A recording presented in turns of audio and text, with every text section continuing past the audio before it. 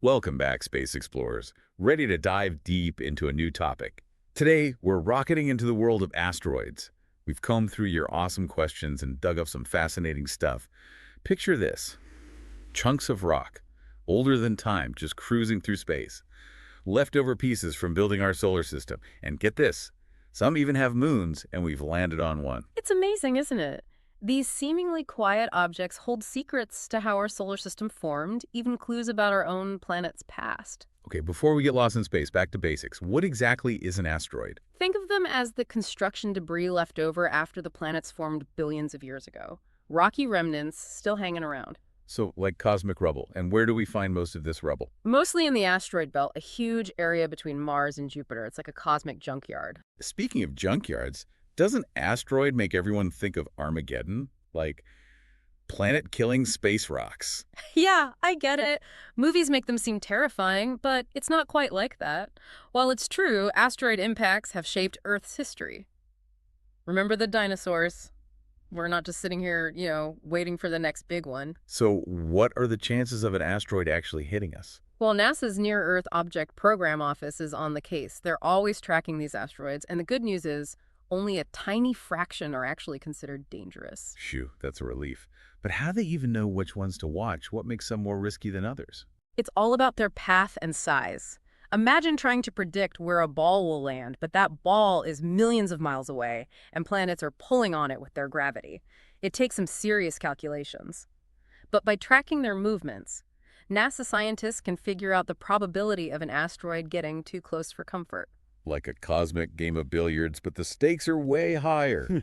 So we've got these potentially dangerous asteroids, but you also mentioned they hold secrets about the early solar system. What kind of secrets, and how can scientists figure that out from millions of miles away? It all comes down to what they're made of. By studying the light reflecting off them, we can tell what they're made of. And that tells us a lot about the conditions in the early solar system, like billions of years ago. Think of it like this. You find an old brick, right? By analyzing it, you might be able to figure out where the clay came from, how old it is, maybe even what building it was a part of. So by studying these space bricks, we get clues about the solar system's history.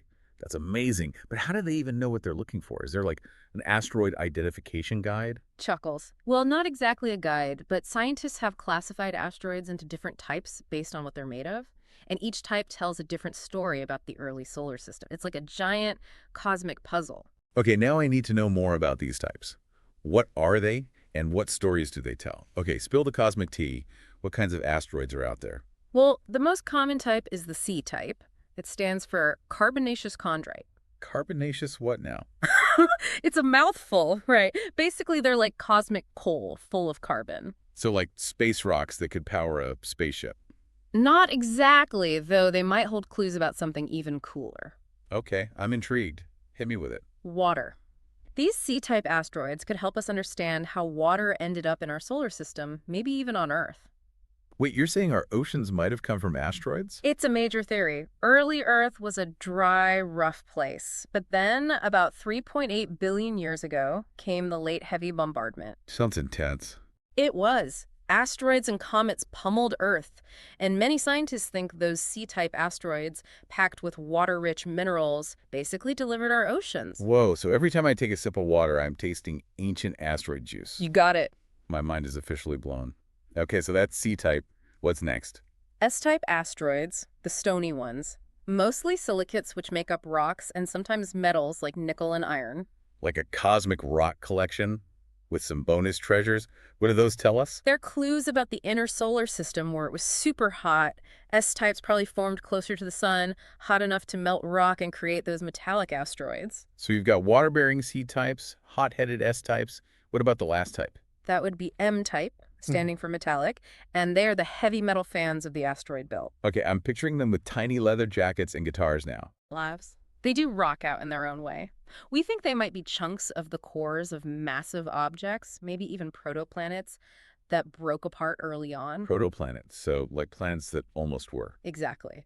Their loss is our gain because now we can study them. It's like a cosmic puzzle, with each asteroid type as a piece. That's a great way to put it. C-types with potential building blocks of life, S-types showing us the scorching early solar system, and M-types, remnants of shattered worlds. And to think we're piecing together this puzzle billions of years later.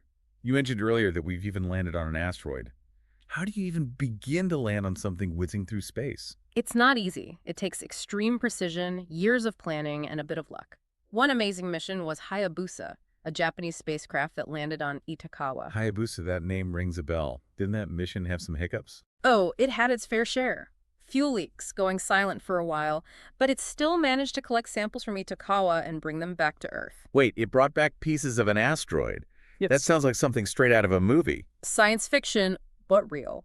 And those samples give us information we could never get from just looking through a telescope. Like what? For one, scientists can analyze the asteroid's composition in way more detail, figure out its age, its mineral content, even look for organic molecules. The building blocks of life. It's like having a little piece of the early solar system right here on Earth. Right. And Hayabusa wasn't our first rodeo. There was Galileo, Near, Dawn, each mission adding to our understanding of these fascinating objects. You're just teasing me now. Tell me more about these missions, what we've learned, what makes each one special. Okay, let's talk asteroid missions. Where do we even start? We got to start with Galileo, the OG asteroid explorer. The Galileo mission. Like the one with the telescope. The one and only. Back in '91, it gave us our first real look at asteroids Gaspra and Ida. Oh yeah. Ida, the one with its own moon. So cool. Exactly. It showed us asteroids can have their own little systems.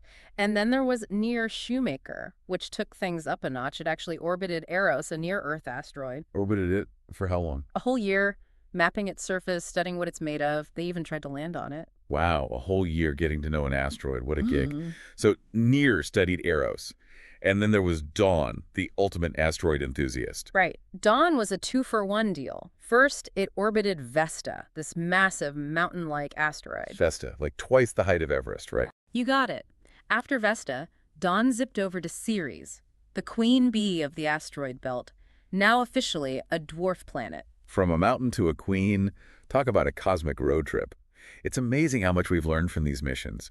From those early blurry pictures to detailed maps and even samples brought back to Earth. What's next for asteroid exploration? What are the big mysteries scientists are still trying to crack? One biggie is, did asteroids bring life to Earth? Wait, really? Like more than just water? It's a possibility. We know those C-type asteroids might have delivered our oceans, but what if they also carried the ingredients for life itself? Analyzing samples from missions like Hayabusa will help us figure that out. That's mind-blowing. So those little points of light in the sky might hold the answers to how life began here. Incredible. But what about those asteroids that could actually hit us? Is anyone working on a plan, just in case? Oh yeah, there are some wild ideas out there. Think lasers to deflect them, spacecraft to nudge them off course, even something called a gravity tractor. A gravity tractor sounds like something out of Star Wars. Right. But hey, it could work. Look, it's been awesome exploring the world of asteroids with you today. From their ancient origins to the future of space exploration, they're more than just chunks of rock. Absolutely. They're time capsules, storytellers, and maybe even the key to life itself. It makes you look up at the night sky with a whole new sense of wonder, doesn't it?